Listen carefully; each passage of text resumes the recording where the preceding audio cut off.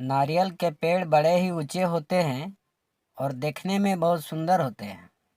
एक बार एक नदी के किनारे नारियल का पेड़ लगा हुआ था।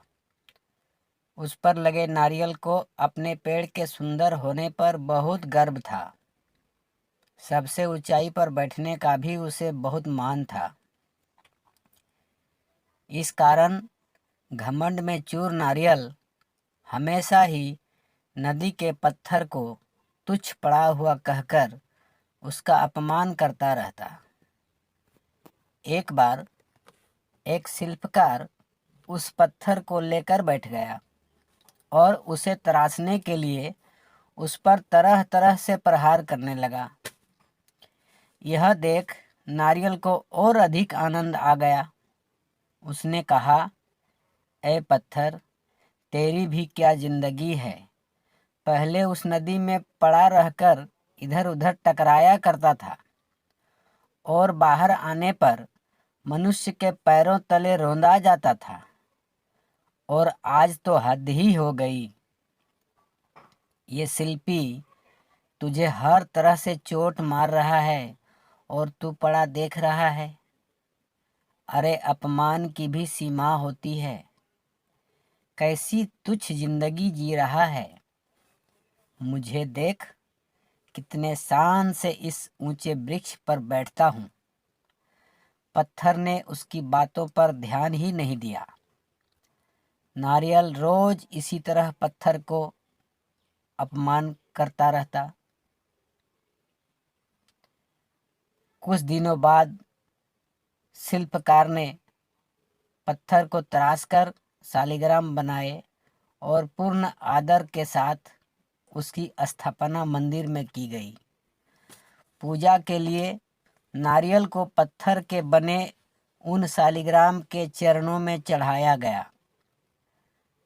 इस पर पत्थर ने नारियल से बोला, नारियल भाई, कष्ट सहकर मुझे जो जीवन मिला उसे ईश्वर की प्रतिमा का मान मिला। मैं आज तराशने पर ईश्वर के समतुल्य माना गया। जो सदैव अपने कर्म करते हैं वे आदर के पात्र बनते हैं, लेकिन जो अहंकार या घमंड का भार लिए घूमते हैं वो नीचे आ गिरते हैं। ईश्वर के लिए समर्पण का महत्व है, घमंड का नहीं। पूरी बात नारियल ने सिर झुकाकर स्वीकार की, जिस पर नदी बोली, इसे ही कहते हैं घमंडी का सिर नीचा। घमंडी का सिर नीचा। इस कहानी से हमें यही शिक्षा मिलती है कि हम घमंड करके स्वयं अपनी छवि का अपमान करते हैं। घमंड मनुष्य जीवन के लिए एक शत्रु की तरह है जो हमेशा उसके लिए विनाश का मार्ग बनाता है। कहते हैं ना, सफलता मिल जाती है, लेकिन जो इस सफलता पर घमंड नहीं करते वास्तव में वही सफल होते हैं। घमंडी व्यक्ति कितना भी ऊपर उठ जाए, एक दिन वो नीचे आकर गिरता है, और उस वक्त जो उसका अपमान होता है उससे बड़ा श्राप उसके लिए कुछ नहीं होता। घमंड एक ऐसा भाव है जिसमें मनुष्य कब फंस जाता है उसे इसका भान तक नहीं रहता। इसलिए सदैव अपने जीवन का अवलोकन करना चाहिए। अपने आप को कटघरे में खड़ा कर खुद अपनी करनी, अपने बोले हुए शब्दों का निष्पक्ष न्याय करना चाहिए।